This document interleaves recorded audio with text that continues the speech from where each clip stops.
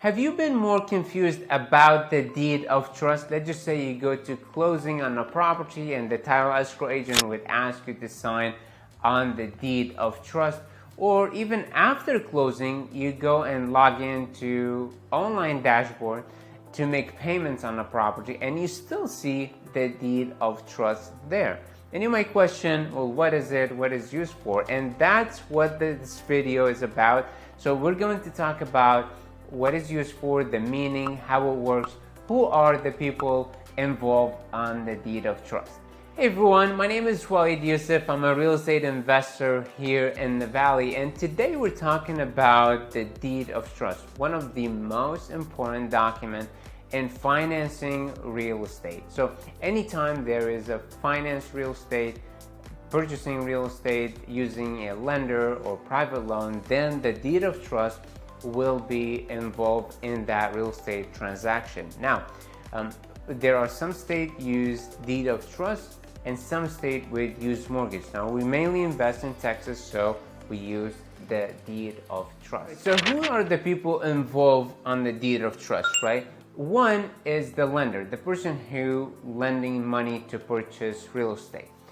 The second party is the borrower who taking that money and purchasing real estate with that fund. And the third party is trustee, and that trustee is hired by the lender. It's a designated party, again, hired by the lender to hold the deed of trust. Now, how the deed of trust works? The way it works basically is this. We have the promissory note, which have all the details about the purchase price, the interest rate, the down payment, the length of the loan. All that will be on the promissory note, and that would also be linked with the deed of trust, again, between the lender, the borrower, the trustee. Those together, once it's agreed on, once it's signed, then the way it's used, the lender and also the trustee, they create what's called a lien against that property that they purchased, and it gets recorded with county recorder, and that's how basically they secured that the loan with the property. So basically they use it as collateral. They use basically the property as collateral for their loan to secure the loan and until it's paid off. So that's basically how the deed of trust gets to who's involved, how it works, and how it's basically used for. And that's really how the important part of the real estate is, that it's really amazing because it's used as a collateral. The bank used that, they're able to give the money to the borrower to go and purchase a property, and with, let's just say, 3% down, 5% down, and use the remaining by creating the lien that we talked about to secure the remaining of the loan until the borrower pay off that loan, and that would be checked off of the deed of trust. Now, most people compare buying a real estate to buying a car, and that's not quite, because there are different between buying a house and buying a car. Now, the mechanics really is this: when you buy a car, I purchased and financed a car before. When I finance a car, then basically I don't get the title until I pay off the loan. I still make payments until that car is paid off. Then the bank will, or the dealer will send me the title and will have my name on the title. Now it's my car, I'm able to have the registration, register it with the DMV, get insurance, I own it, it's my car. However, I have to basically finish with the loan payment until I get the title. Now, with real estate, it's different, because as soon as you close on the property, you will get the deed ownership to that property.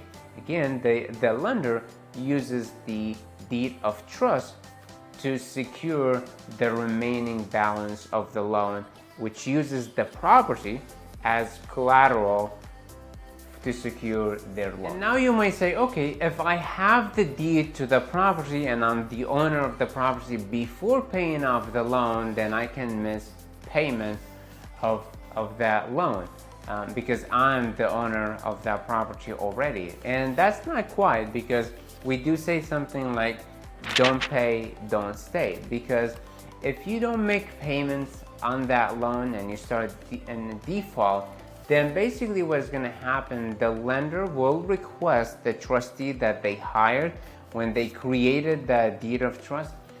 They would basically hire the trustee to start the foreclosure process to get the property back to the lender. And that is why it's very important to keep making payments until it's paid off. And once it's paid off, then basically that would check off, the deed of trust would check off. You already have the deed already, so then basically you would own the property, which we call free and clear.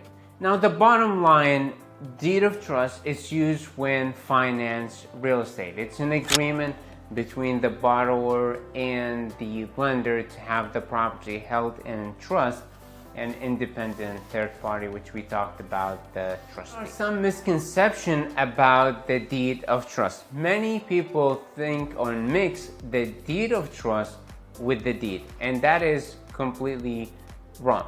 The deed of trust, it's completely different from the deed, right? The deed of trust we talked about, it's an agreement that we use when finance real estate. The deed is basically proof ownership of that property. You're the owner to that property. So they are completely different documents. They have nothing to do with each other.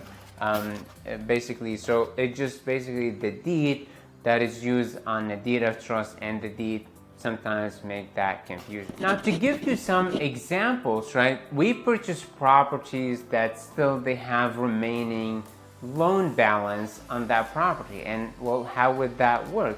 Well, the way it works, basically, let's just say, for example, they have remaining of 100,000, and basically we're purchasing the property for 200. Then basically what happened is that we bring the money at the closing, and the title company will send the money to the lender who have basically the deed of trust, and we get the deed ownership of that property. So then basically that deed of trust at the closing, once it's paid off, then it's no longer. It's checked off, it's done, there is no effect to it after it's paid off. And same thing for us when we purchase a property. Then basically if we used a lender for that property, then the same thing would happen. We would get the deed to that property, and we would have the deed of trust with the lender, which have the interest rate, the promissory note that we have talked about. Now, another example that we purchase property from owner as well, basically when there is not much equity on that property. So let's just say, for example, that we're purchasing a property for 150, and there is really not much equity. The homeowner owe on the property is the same, could be 150 or could be even more. So how would that work? And the way that would work is that we would keep the same thing. We would not touch the deed of trust. We'll keep that exactly the same. All we're going to do is that basically we're going to continue make payments on that deed of trust, on that to the lender. Basically we're making payments to the lender, and once we buy the property, we'll get the ownership, which is the deed to the property. So we'll have two things. One, we will be the owners to that property, and we're making payments toward the loan, which we have the deed of trust. That's how we buy properties when there is really not much equity. They owe 150 and they're selling it, let's just say for 150 or even more. Let's just say they owe 155 and really they're selling it for 150. So there is not much room unless the homeowner bring money to the table, and that's usually not preferable. So that's basically how we purchase properties when they have still loan on it, or when there's still deed of trust active on those properties. This is all about the deed of trust, right? What is it, how it works, how it's used for, the objective of the deed of trust in the real estate finance transaction. It was all in this video. So if you have any question, feel free to put them in the comment and I'll answer your question or comment.